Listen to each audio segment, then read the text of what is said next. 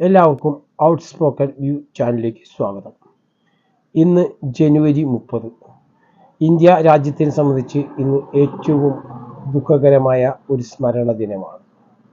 ഇന്ത്യയുടെ രാഷ്ട്രപിതാവ് മഹാത്മാഗാന്ധിയുടെ നെഞ്ചിലേക്ക് വർഗീയവാദിയായ നാഥുറാം വിനായക് ഗോഡ്സെ വെടിയുതിർത്ത ദിനം. മതേതരത്വത്തിനും ജനാധിപത്യത്തിനും രാജ്യത്തിനും മതനിരപേക്ഷതയ്ക്കും ഇന്ത്യ എന്ന ഗംഭീര ദർശനത്തിനു വേണ്ടി ഒരാൾ ജീവൻ ചൊരിഞ്ഞു. അയാൾ ജീവിച്ചതും മുഴുവൻ രാജ്യത്തിനായും. മരണവും അപ്രകാരം തന്നെയായിരുന്നു.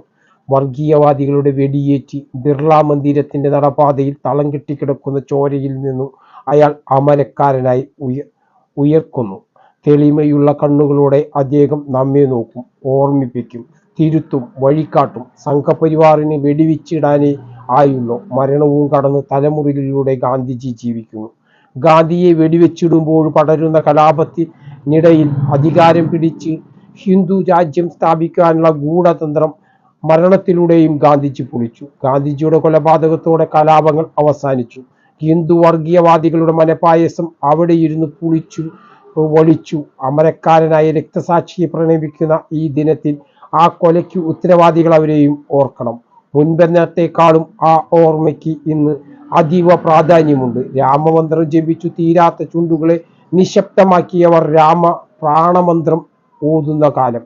ആ നെഞ്ചിലേക്ക് വെടിയുണ്ട പായിച്ചവന്റെ വീരുത്വത്തിനു പിന്നിലെ ശക്തികളാണ് ചെങ്കോലുമണിഞ്ഞ് ഇന്ന് സിംഹാസനങ്ങൾ ഇരിപ്പുറപ്പിച്ചിരിക്കുന്നത്. ഗാന്ധിയുടെ കൊലപാതകത്തിലൂടെ അന്നവർക്ക് നേടാനാവാത്തത് ഇന്ന് നേടാനായത് കോൺഗ്രസിന്റെ മണ്ടത്തരവും അധികാരമോഹവും ആണ്. അധിപതി ആപത്തെന്ന് പഴമക്കാർ വെറുതെ പറഞ്ഞതല്ല. വെറുപ്പിന്റെ കോട്ടകൊത്തളങ്ങൾ ബലപ്പെടുത്തുകയും വിഭജനത്തിന്റെയും വിഭാഗീയതയുടെയും അധർമ്മ രാഷ്ട്രീയം പ്രചരിപ്പിക്കുകയാണവർ. ഇവരുടെ ഇരുട്ടു കോട്ടകൾക്കുള്ളിൽ ഗാന്ധിയില്ല, രാമനുമില്ല, ഇന്ത്യയുമില്ല. ഗാന്ധിയുടെയും രാമനും സീതയും ഗീതാവാക്യവും സത്യാന്വേഷണങ്ങളുമെല്ലാം ഇന്ത്യയായിരുന്നു. ഈ രാജ്യത്തെ അദ്ദേഹം അത്രത്തോളം ആഴത്തിൽ സ്നേഹിച്ചു. രക്തസാക്ഷിത്വങ്ങൾ ചിലതെല്ലാം ഓർമ്മിപ്പിച്ചുകൊണ്ടേയിരിക്കും. ഘാതകർക്ക് ഈ രാജ്യത്തെ ഇനിയും വിട്ടുകൊടുക്കാതിരിക്കാം. ഗാന്ധിജി നമ്മളിലൂടെ ജീവിച്ചു കൊണ്ടിരിക്കുകയാണ്.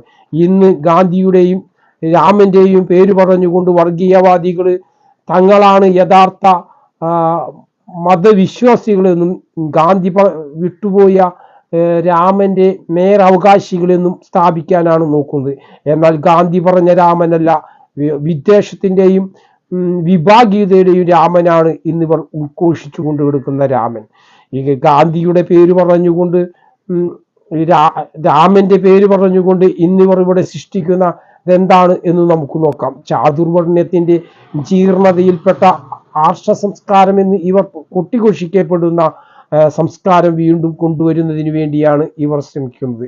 ചാതുർവർണ്ണ കാലത്ത് ശുദ്രനു താഴെയുള്ള ആളുകൾക്ക് ഇവർ മനുഷ്യരായി പോലും കാണാത്ത ഒരു കാലമുണ്ടായിരുന്നു.